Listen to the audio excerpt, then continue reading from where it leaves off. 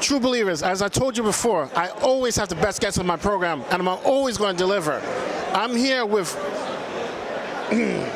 one of the greatest independent artists I've ever met, Bill McKay. How you doing, Bill? I'm good. How you doing? Man, thank you so much for being here. Thank you so much for spending time with me, my audience. I just want to know, how did you start working in comics? How did you start your love affair? What was the last word? How did I start? How did you start your love affair with comic books? You can hold the mic. I've always wanted to work in comic books. Since I was a kid, I would, in school, I was a terrible student. I would draw all day, and that's all I ever wanted to do. And out of high school, I got art jobs, but not in comic books. I came to this show, when I was much younger, and I got my ass handed to me by editors and would always walk away frustrated. And eventually, I kind of just stopped pursuing it. And I worked art jobs, screen printing, promotional advertising, and things like that. And eventually, years later, somebody mentioned DeviantArt, and so I didn't know DeviantArt wasn't.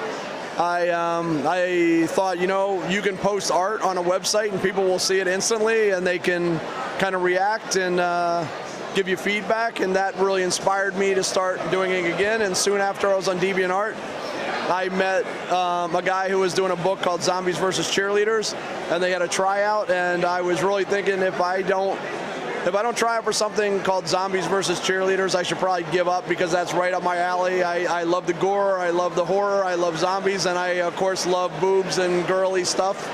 So I did that, and that's how I met everybody that led to everything. And eventually I met Dan Mendoza, who created Zombie Tramp, and I kind of started working on that. That book caught on, and it got a big-time cult following, and kind of made my name doing covers for that over the last 10 years.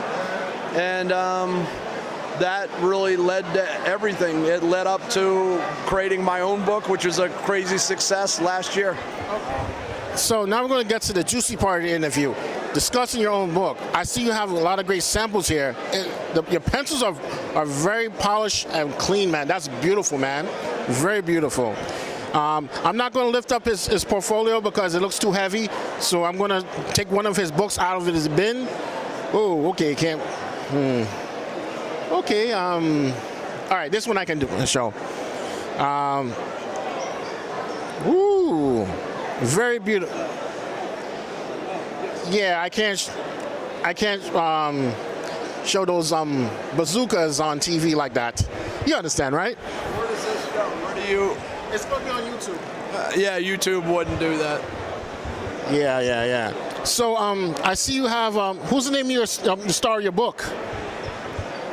What's the name of my book? Yeah, or the star of my book is Kim Parada, who is also Kim the Delusional. So what is she about? Just give us a little description. Oh, it's difficult. Kim the Delusional is all over the place. It is a grindhouse horror, action, fantasy, crime comedy.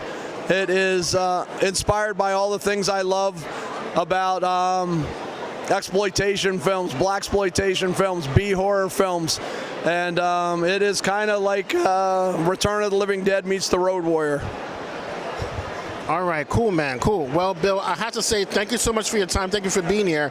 If somebody wanted to reach out to you for work, what's the best way for them to go about it?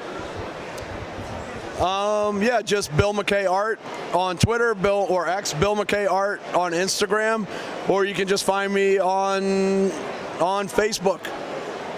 All right. Cool, man. Thank you so much for your time. Keep kicking ass, taking no prisoners.